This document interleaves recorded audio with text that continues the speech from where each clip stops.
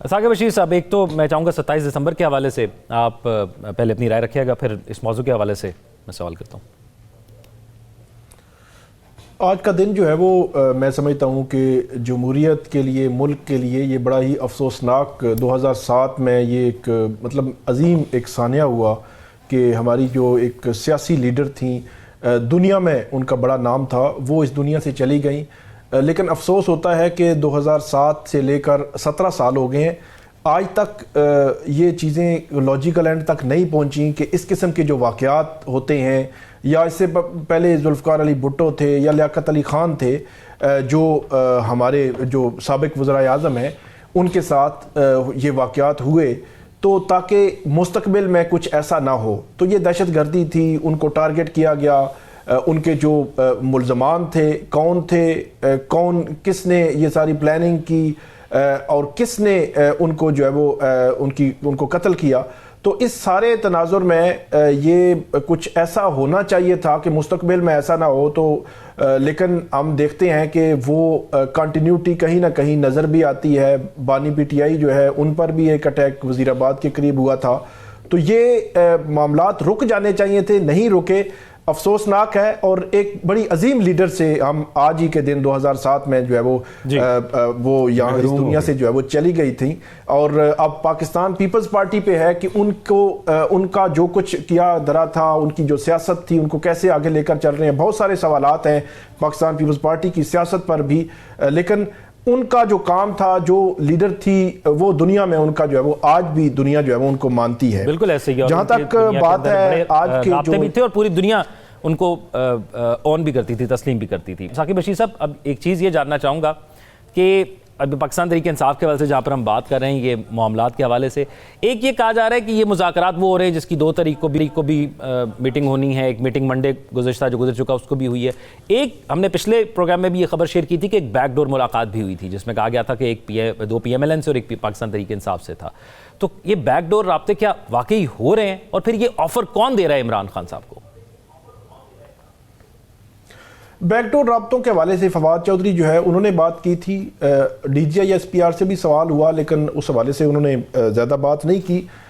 اس کے علاوہ جو بیک ڈور رابطے جہاں تک آپ بات کر رہے ہیں، جو عمران خان نے کل کہا ہے کہ مجھے یہ کہا گیا کہ آپ کو ہاؤس اریسٹ کر دیا جاتا ہے، آپ خاموش ہو جائیں، آپ بنی گالہ شفٹ ہو جائیں یا خیبر پختونخوا میں شفٹ ہو جائیں، یہ باتیں ہم پہلے بھی سنتے رہے ہیں۔ شروع میں بشرا بی بی جو ہے انہوں نے یہ بات کی تھی کہ جب وہ اٹک میں تھے، شروع میں ہی 1-2 ماہ ہوئے تھے ان کو گرفتار ہوئے، تو تب بھی اس قسم کی کوئی آفر تھی کہ آپ خاموش ہو جائیں، آپ کو شفٹ کر دیا جاتا ہے۔ اب بھی وہ یہی بات کر رہے ہیں، تو ڈیفینیٹلی کہیں نہ کہیں کوئی رابطے موجود ہیں۔ اور علی امین گنڈا پور کے حوالے سے عمران خان صاحب نے خود بھی یہ بات کئی دفعہ کی وہاں پہ کہ ان کو میں نے بات کے لیے آگے رکھا ہوا ہے، اگرچہ وہ ابھی جو کمیٹی بنی ہے اب تھوڑی سی مختلف ہے، جو حکومت کے ساتھ بات کر رہی ہے، لیکن علی امین گنڈا پور شاید جو بیہائنڈ دا سین جو رابطے ہیں، یہ جو خاموشی ہے اس کا کوئی پتہ لگا قیمت کیا ہے؟ خاموش رہنے کے بدلے کیا چاہیے؟ نہیں، خاموش رہنے کے بدلے وہی یہ کہہ رہے ہیں کہ آپ کی پارٹی کو سپیس دی جائے گی، آپ خاموش رہیں گے اور آپ نظر بند رہیں گے۔ دوسرے لفظوں میں یہ ہے کہ آپ کوئی پریس کانفرنس نہیں کریں گے، کوئی جلسہ نہیں کریں گے، کوئی آپ ٹی وی پہ نہیں آئیں گے۔ یہ ہم نے ماضی میں جب پچھلی دور حکومت تھا تو اس وقت نواز شریف صاحب جب بیرون ملک چلے گئے تھے تو جو مریم نواز تھیں بہت ایکٹیو تھیں، اس سے پہلے وہ جلسوں میں بھی آتی تھی، بات بھی کرتی تھیں، پھر تقریباً 1 سے 1.25 سال ان کا جو ٹویٹر ہینڈل تھا بالکل خاموش رہا، ان کی جانب سے کوئی بیان بازی نہیں کی جاتی تھی۔ نواز شریف صاحب بالکل خاموش رہے، درمیان میں 1-1.5 سال جب وہ لندن میں تھے اور مریم یہاں پہ تھی، تو یہ ماضی میں بھی ہم دیکھ چکے ہیں، اور اس کا مقصد یہی ہوتا ہے کہ آپ نے بالکل خاموش رہنا ہے، باقی پارٹی چلتی رہے، معاملات چلتے رہیں، اور باقی جو لیڈرشپ ہے وہ بات بھی کرتی رہے، آپ نے خاموش رہنا ہے۔ تو اس کا مقصد یہی بظاہر لگ رہا ہے کہ یہ جو سیٹ اپ ہے، یہ سسٹم جو ہے چلتا رہے، یہ گورنمنٹ چلتی رہے، تو ارلی الیکشن یا 4 سال یا 3.5 سال کے بعد الیکشن کرا دیے جائیں گے اور آپ کو بھی اکوموڈیٹ کر دیا جائے گا، لیکن اس دوران آپ نے ڈسٹربنس نہیں پیدا کرنی۔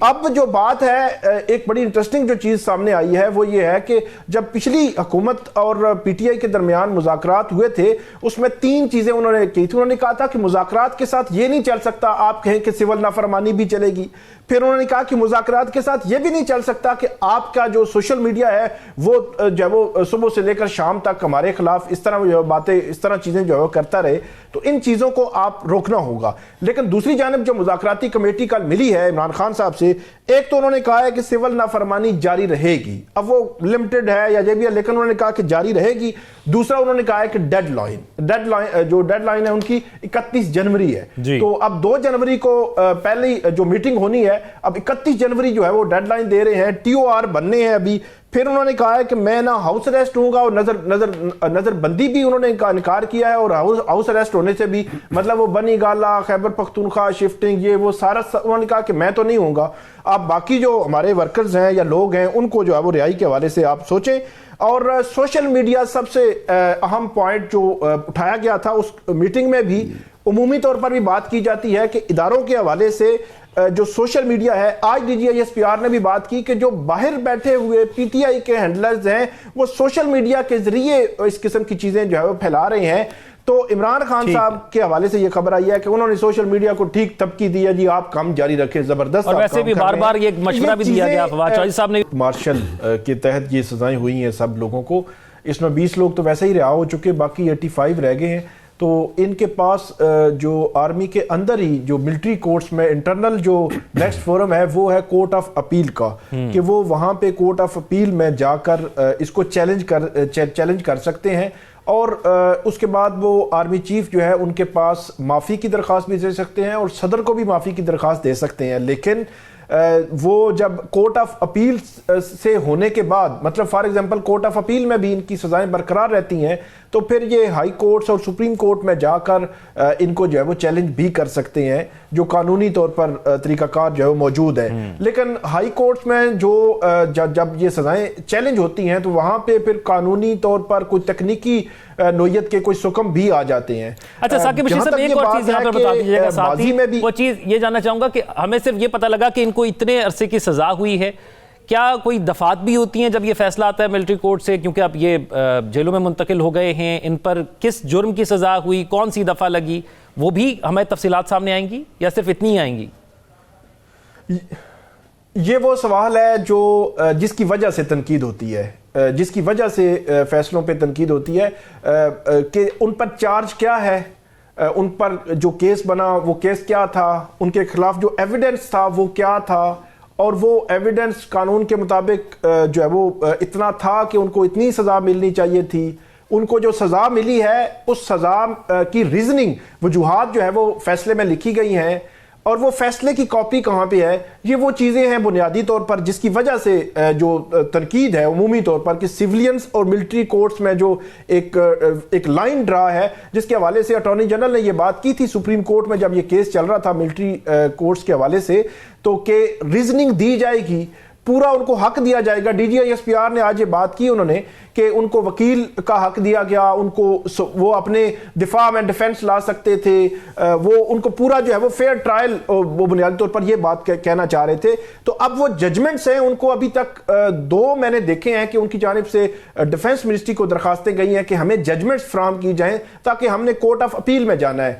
تو جب یہ سارا جو چارج فریم, ججمنٹس, ریزننگ ساری چیزیں آ جائیں گی تو اس پر پھر کھل کے جو ہے وہ بات ہو سکتی ہے کہ وہ ججمنٹس جو پاکستان کی جو سیولینز کورٹس ہیں ان کے پیرالل جو ہے وہ کیسی ججمنٹس ہیں, اور کیا وہ سسٹین کر پائیں گی نیکسٹ فورم پہ یا نہیں. اس میں ایک اور جو بڑی دلچسپ بات ہے وہ یہ ہے کہ اس